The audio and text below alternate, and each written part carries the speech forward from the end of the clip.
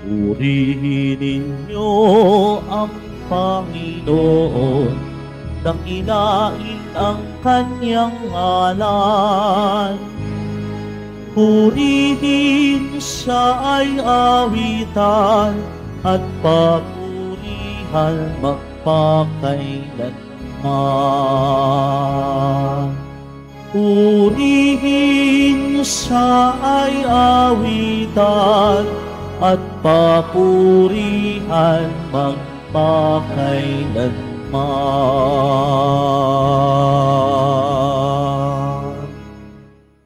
Sa ngalan ng Ama at ng Anak at ng Espiritu Santo. Amen. Sumainyo ang Panginoon. At sumayo rin. Mga kapatid, aminin natin ang ating mga kasalanan upang tayo'y maging marapat gumanap sa banal na pagdiriwang.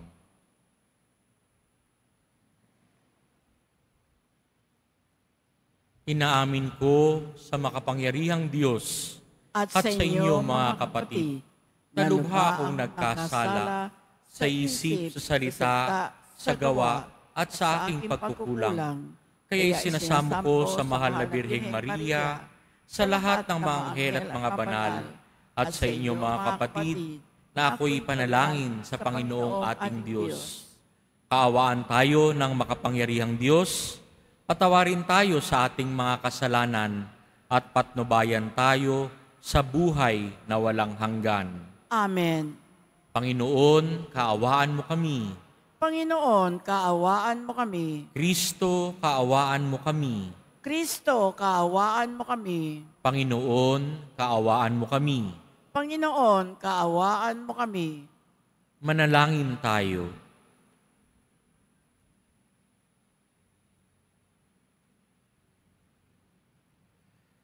Ang madaming makapangyarihan, ang pananampalataya, pag-asa at pag-ibig namin ay iyong dagdagan at gawin mong mahalin namin ang iyong mga kautusan upang sa mga pangako mo kami maging dapat makinabang sa pamamagitan ni Jesucristo kasama ng Espiritu Santo magpa sa walang hanggan. Amen. Magsipo muna po ang lahat. Pagbasa mula sa sulat ni Apostol San Pablo sa mga taga-Efeso. Mga kapatid, pasakop kayo sa isa't isa, tanda ng inyong paggalang kay Kristo. Mga babae, pasakop kayo sa inyong asawa, tulad ng pagpapasakop ninyo sa Panginoon. Sapagkat ang lalaki ang ulo ng kanyang asawa, tulad ni Kristo na siyang ulo ng simbahan, na kanyang katawan at siyang tagapagligtas nito. Kung paanong nasasakop ni Kristo ang simbahan, gayon din naman ang mga babae dapat pasakop ng lubusan sa kani-kanilang mga asawa. Mga lalaki, ibigin ninyo ang inyong asawa gaya ng pag-ibig ni Kristo sa simbahan. Inihandog niya ang kanyang buhay para sa atin upang ang simbahay italaga sa Diyos matapos linisin sa pamamagitan ng tubig at salita. Ginawa niya ito upang maiharap sa kanyang sarili ang simbahan. Marilag, banal, walang batik at walang anumang dungis o kulubot. Dapat mahalin ng mga lalaki ang kani-kanilang mga asawa tulad ng sarili nilang katawan. Ang lalaking nagmamahal sa kanyang asawa ay nagmamahal sa kanyang sarili. Walang taong namumuhi sa kanyang katawan. Bagkus, ito'y pinakakain, inaalagaan, gaya ng ginagawa ni Kristo sa simbahan. Tayo'y mga bahagi ng kanyang katawan. Dahil dito, iiwan ng lalaki ang kanyang ama't ina at magsasama sila ng kanyang asawa at sila'y magiging isa. Isang dakilang katotohanan ang inihayag nito. Ang kaugnayan ni Kristo sa simbahan ang tinutukoy ko. Subalit ito'y tumutukoy rin sa bawat isa sa inyo. Mga lalaki, mahalin ninyo ang inyong asawa gaya ng inyong sarili. Mga babae, igalang ninyo ang inyong asawa. Ang salita ng Diyos. Salamat sa Diyos. Mapalad ang sumusunod na taong may takot sa Diyos. Mapalad ang sumusunod na taong may takot sa Diyos. Mapalad ang bawat tao na sa Diyos ay may takot. Ang maalab na adhikay sumunod sa kanyang utos. Hindi siya magkukulang sa anumang kailangan.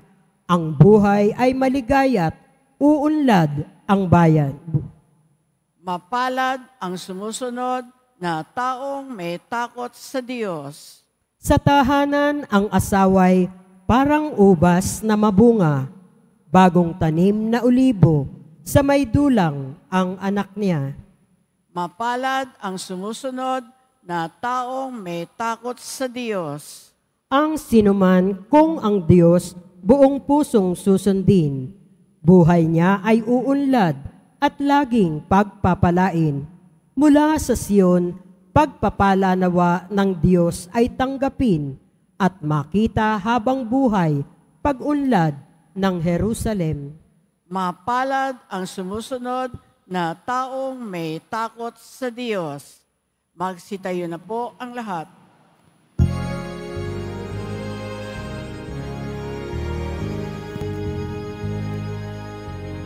Hallelujah, Hallelujah, Hallelujah, Hallelujah.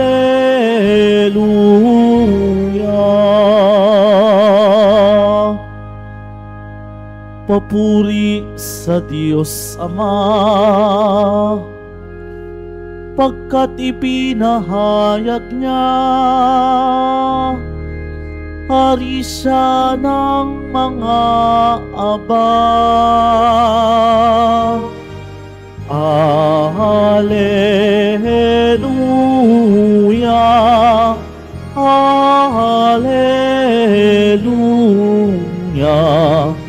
Hallelujah,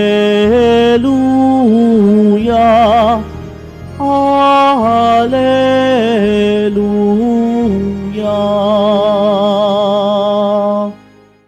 Sumainyo ang Panginoon. At sumayo rin Ang pagpapahayag ng mabuting balita ng Panginoon ayon kay San Lucas. papuri sa iyo, Panginoon.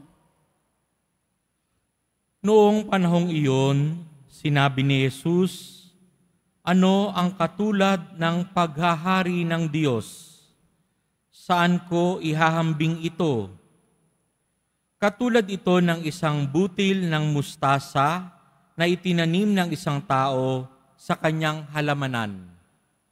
Ito'y lumaki hanggang sa maging punong kahoy at namungad ang mga ibon sa mga sanga nito.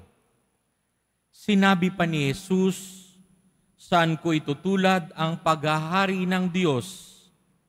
Katulad ito ng lebadurang inihalo ng isang babae sa 3 takal ng arina, ano pat umalsa ang buong masa. Mga kapatid, ang mabuting balita ng Panginoon. Pinupuri ka namin, Panginoong Heso Kristo. Magsipo muna po ang lahat. May dalawang storya ng pagpapaliwanag si Jesus kung ano yung kaharian ng Diyos. Pero common sa dalawang storyang ito ay parehong maliit. Ang seed, ang mustard seed po ay napakaliit. Mas maliit pa ito sa butil ng munggo. Pero kapag namunga na, napakalaki. Ganon din yung lebadura o tinatawag na yeast. Konting halo lang sa arena, ito'y magpapaalsa ng arena. Pero kailangan tama po yung sukat. Ganon din naman po sa itinanim na buto ng mustasa o mustard seed. Kailangan fertile yung pagtataniman. Okay yung soil. Pag binalikan po natin yung ating unang pagbasa, kadalasan ito po ay ginagamit kapag may kinakasal. No? At kayo po ditong mga may asawa, alam nyo naman na hindi naman instant o agad-agad na nagdesisyon kayo mag-asawa. Hindi naman agad-agad na napamahal kayo sa isa't isa. Nagsimula rin ito sa isang maliit na actions, small actions. Maliit na pagsulyap, maliit na pagbati, kamusta ka? Maliit na pagbabay, o mag-ingat ka. No? Mula sa attraction na ganon, nagde-develop hanggang sa mapamahal kayo sa isa't isa at itataya niyo ang inyong buhay dahil mahal niyong isa't isa. Kapag kayo'y kinasal, ano ang feeling? Parang langit, no? Parang kaharian ng Diyos na nagmula sa mga maliliit na bagay, sweet nothings, small acts of kindness sa isa't isa. Pero inalagaan ito at isinama ang Diyos sa pagsasama ninyo. Pero ganun pa man, kung itong mga maliliit na bagay ay naging negative naman, maliliit na away, maliliit na alitan, kinalaunan yung pagsasama nyo ay hindi parang langit, kundi parang impyerno ang pagsasama nyo. Kaya wag natin ibabaliwala yung mga maliliit na bagay. Dahil katulad ngayon sa ebanghelyo natin, maliit na bagay ang mustard seed, maliit na bagay ang yeast o lebadura. Pero importante ito, nagpapaalsa ng tinapay, yung lebadura, yung mustard seed, kapag yumabong, kapag lumaki, maraming nakikinabang, mga ibon nakakapagpugad dito. No? Ganon din po kung paano natin buhayin ang kaharian ng Diyos dito. Ngayon po'y hinahamon tayo na wag natin antayin yung great na makikita. Kasi sanay tayo pag sinabing kaharian, malaki. No? Pero bago maging malaki, ito'y nagbumula sa isang maliit. No? Sa ating mga nakakasalamuha araw-araw, ano ba naman yung mag-good morning tayo o good afternoon? O ngumiti o tumango para i-acknowledge yung presensya ng nakasalubong mong tao. Marahil hindi natin malalaman sa buhay natin na yung ngiti natin, yung pagbati natin sa ating nakasalubong ay naka-uplift, no? Nakatulong sa kanya, sa buhay niya, sa kanyang hirap na dinaranas. Kahit papano nakaambon siya o nakaanggi siya ng kaharian ng Diyos dahil may nag-recognize pa rin sa kanyang katauhan. Huwag ho natin hayaan yung maliliit na bagay na ibaliwala. Maliliit na bagay na maaaring makatulong sa ibang tao. Maaaring hindi natin malaman sa panahon natin, pero kinalaunan, pag tayo'y nasa langit na, malalaman din natin yung mga maliliit na bagay na ating itinanim, maliliit na kabutihan na ating ginagawa sa kapwa. Malaking bagay po ito sa Diyos. Ito po'y makakatulong sa pagbubuo ng kaharian ng Diyos dito sa lupa. Amen.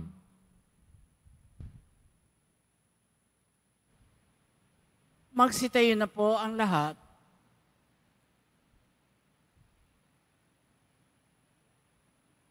Minamahal kong mga kapatid, tulad ng isang malaking puno na mayroong mayabong na mga sanga o tulad ng butil na matahimik na lumalaki, gayon din ang paglago ng kaharian ng Diyos.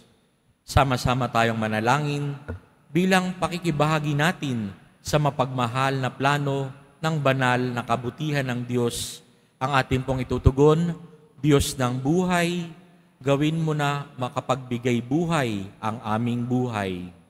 Diyos ng buhay, gawin mo na makapagbigay buhay ang aming buhay. Ang simbahan naway patuloy na umunlad sa pamamagitan ng pagtanggap at pagbabahagi ng kaligtasan sa mga kultura at mga pinahahalagahan sa buhay. Manalangin tayo. Diyos ng buhay, gawin mo na makapagbigay buhay ang aming buhay.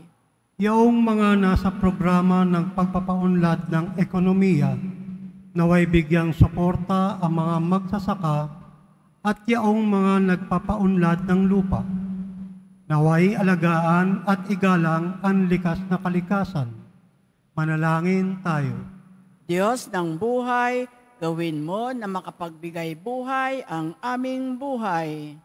Ang ating mga pamilya, lalo na ang ating mga anak, naway lumaki sa pamamaraan ng biyaya at umunlad na kawangis ni Kristo. Manalangin tayo. Diyos ng buhay, gawin mo na makapagbigay buhay ang aming buhay. Ang mga may sakit, naway maging matatag sa kanilang pananampalataya at magpalakas sa pamamagitan ng ating pag-aalaga at pagkalinga. Manalangin tayo. Diyos ng buhay, gawin mo na makapagbigay buhay ang aming buhay. Ang ating mga mahal na yumao, naway masiyahan sa kapayapaan ng kaharian ng Diyos. Manalangin tayo. Diyos ng buhay, gawin mo na makapagbigay buhay ang aming buhay. Tahimik tayong manalangin para sa intensyon ng misang ito, para na rin sa personal nating kahilingan.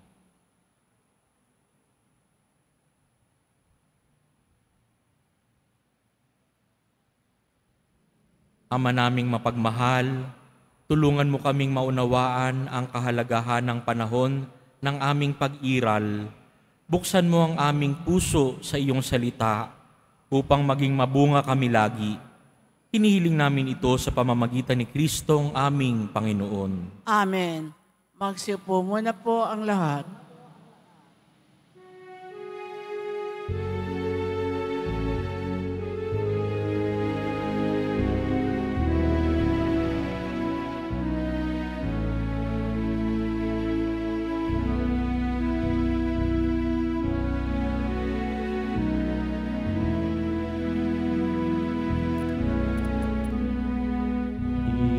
O tinapay at anak na mula sa'yo, ngunit ihahain sa kabutihan mo. Kunin at tanggapin alay sa'yo. Pasasalamat ng puso.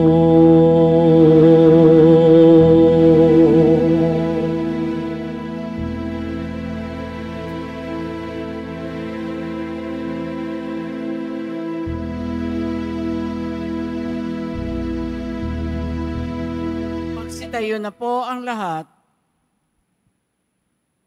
Manalangin kayo mga kapatid upang ang paghahain natin ay kalugdan ng Diyos Amang makapangyarihan.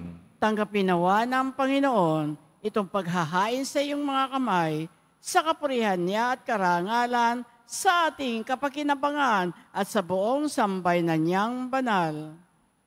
Ama naming lumikha, tunghayan mo ang mga alay na aming inihahain sa iyong kadakilaan, upang ang paglilingkod na aming ginagampanan ay humantong sa iyong lalong ikadarangal sa pamamagitan ni Jesucristo kasama ng Espiritu Santo magpa sa walang hanggan. Amen. Sumainyo ang Panginoon. At sumayo rin. Itaas sa Diyos ang inyong puso at diwa. Itinaas na namin sa Panginoon. Pasalamatan natin ang Panginoong ating Diyos. Marapat na siya ay pasalamatan.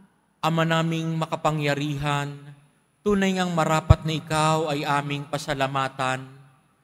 Pinagbibigyan mong ito'y aming maihayag, kahit na ito'y walang anumang may daragdag, sa kadakilaang sa iyo ay likas. Sa pagpupuri namin, ang nakikinabang ay kami ring iyong pinakikiharapan sa pamamagitan ng iyong anak na minamahal. Kaya kaisa ng mga anghel na nagsisiawit ng papuri sa iyo, nang walang humpay sa kalangitan, kami nagbubunyi sa iyong kadakilaan. Santo, Santo, Santo, Panginoong Diyos ng mga hukbo, na pupuno ang langit at lupa ng kadakilaan mo, usana sa kaitaasan, pinagpala ang naparirito sa ngalan ng Panginoon, usana sa kaitaasan, magsiluhod po ang lahat.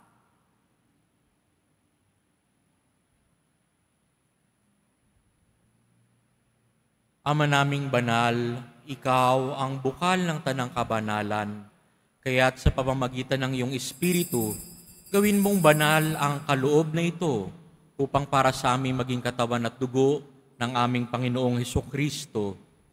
Bago niya pinagtiis ang pusang loob na maging handog, hinawakan niyang tinapay, pinasalamatan kaniya, pinaghati-hati niya iyon, iniabot sa kanyang mga alagad at sinabi, "Tanggapin ninyong lahat ito at kanin, ito ang aking katawan na ihahandog para sa inyo."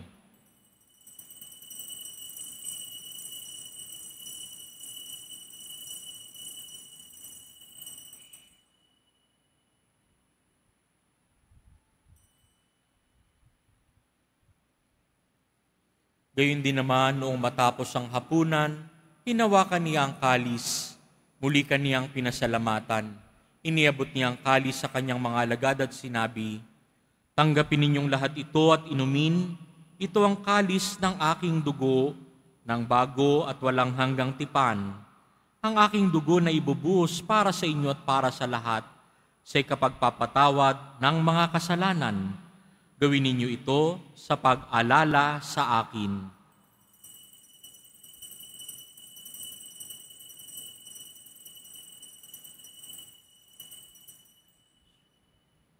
Magsitayo na po ang lahat. Ipagbunyi natin ang misteryo ng pananampalataya. Si Kristo'y namatay, si Kristo'y nabuhay, si Kristo'y babalik sa wakas ng panahon. Ama, ginagawa namin ngayon ang pag-alala sa pagkamatay at muling pagkabuhay ng iyong anak. Kaya't iniaalay namin sa iyo ang tinapay na nagbibigay buhay at ang kalis na nagkakaloob ng kaligtasan. Kami nagpapasalamat dahil kami iyong minarapat na tumayo sa harap mo para maglingkod sa iyo. Isinasamo namin kami magsalo-salo sa katawan at dugo ni Kristo ay mabuklod sa pagkakaisa sa pamamagitan ng Espiritu Santo. Ama, lingapin mo ang iyong simbahang laganap sa buong daigdig.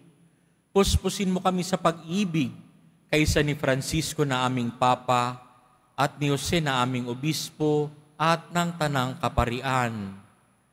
Alalahanin mo rin ang mga kapatid naming nahimlay nang may pag-asang sila'y muling mabubuhay, gayon din ang lahat ng mga pumanaw. Kaawaan mo sila at patuloyin sa iyong kaliwanagan. Kaawaan mo at pagindapatin kaming lahat na makasalo sa iyong buhay na walang wakas. Kaisa ng mahal na Birheng Maria na ina ng Diyos, ng kabiyak ng puso niyang si San Jose, kaisa ng mga apostol, ni San Juan Bautista, at ng lahat ng mga banal na namuhay dito sa daigdig ng kalugod-lugod sa iyo, may pagdiwang nawa namin ang pagpupuri sa ikararangal mo sa pamamagitan ng iyong anak na aming Panginoong Hesukristo.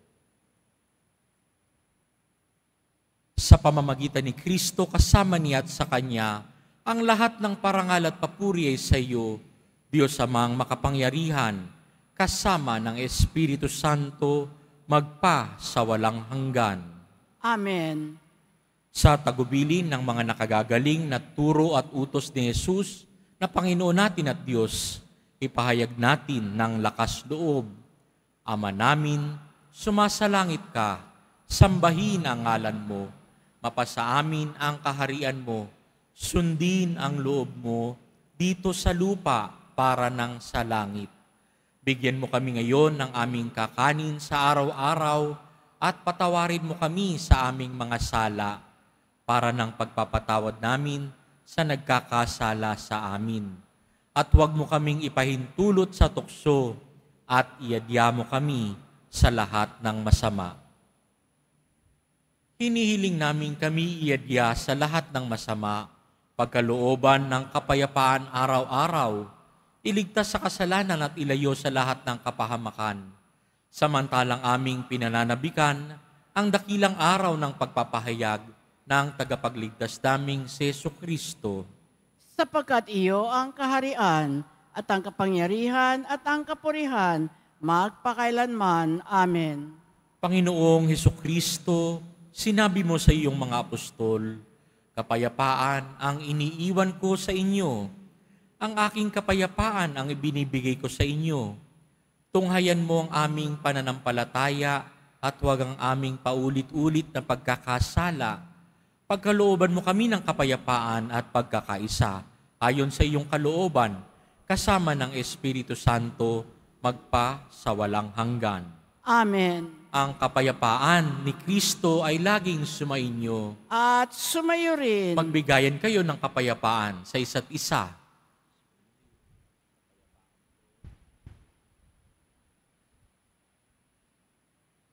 Kordero ng Diyos na nag-aalis ng mga kasalanan ng sanlibutan, maawa ka sa amin.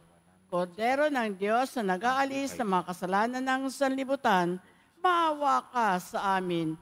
Kordero ng Diyos na nag-aalis ng mga kasalanan ng sanlibutan, pagkaloob mo sa amin ang kapayapaan, magsiluhod po ang lahat.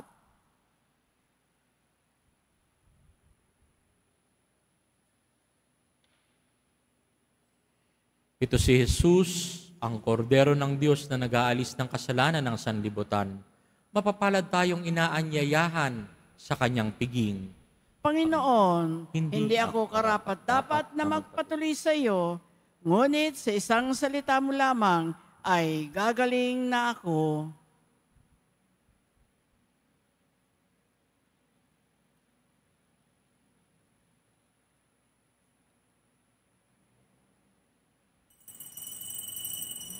Para sa lahat ng tatanggap ng banal na komunyon, sasagot po tayo ng amen pag-asabi ng pari o ng lay minister ng katawan ni Kristo at isubo agad sa bibig bago umalis sa harapan ng pari o lay minister.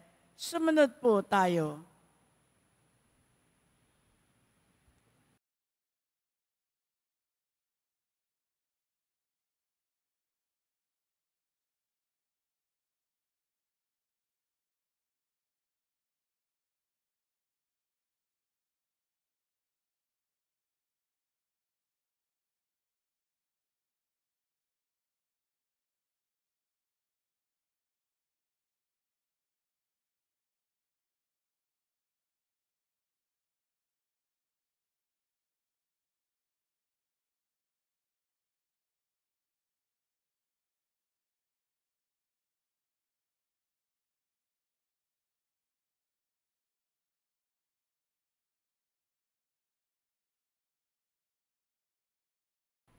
Magsitayo na po ang lahat. Manalangin tayo. Ama naming mapagmahal, maging lubos nawa ang aming pakikinabang sa tinanggap namin sa piging mong banal, upang ang aming ginaganap ng lantaran ay siyang aming makamtang tunay sa pamamagitan ni Jesucristo kasama ng Espiritu Santo magpa sa walang hanggan. Amen. Sumainyo ang Panginoon. At sumayo rin. Yumuko para sa pagbabasbas. Mahal na poong Jesus Nazareno, inihayag mo sa pamamagitan ng krus ang walang maliw na pag-iibig ng Diyos sa sangkatauhan. Pakinggan mo ang kahilingan ng iyong angkan na nagsusumamo sa iyo. Makamtanawa nila ang iyong katugunan at tanggapin ang kasagutan na may utang na loob na tinatanaw. Basbasan din po ninyo ang mga daladala nilang mga imahen at dasalan. Sa pamamagitan ng bendisyon na ito, naway maalala nila ang mga pangako nila noon sa binyag, na ikaw ang kanilang iibigin at paglilingkuran bilang Panginoon magpa sa walang hanggan. Amen. At pagpalain kayo ng makapangyarihang Diyos, Ama, Anak, at Espiritu Santo. Amen. Humayo kayong taglay ang kapayapaan at pag-ibig ng Poong Jesus Nazareno. Salamat sa Diyos.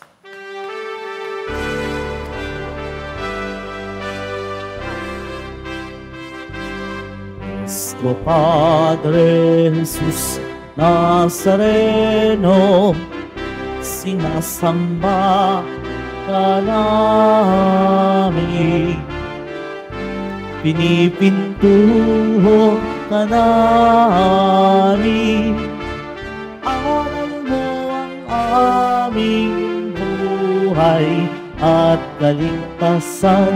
Nuestro Padre Jesus Nazareno, iligtas mo kami sa kasalanan. Ang krus mong kinamatayan ay sagisag ng aming kaligtasan. Nuestro Padre Jesus Nazareno, dinarangal ka namin. Nuestro Padre Jesus Nazareno, niluluwalhati ka namin. Nuestro Padre Jesus Nazareno, dinarangal ka namin. Nuestro Padre Jesus Nazareno, iluluwalhati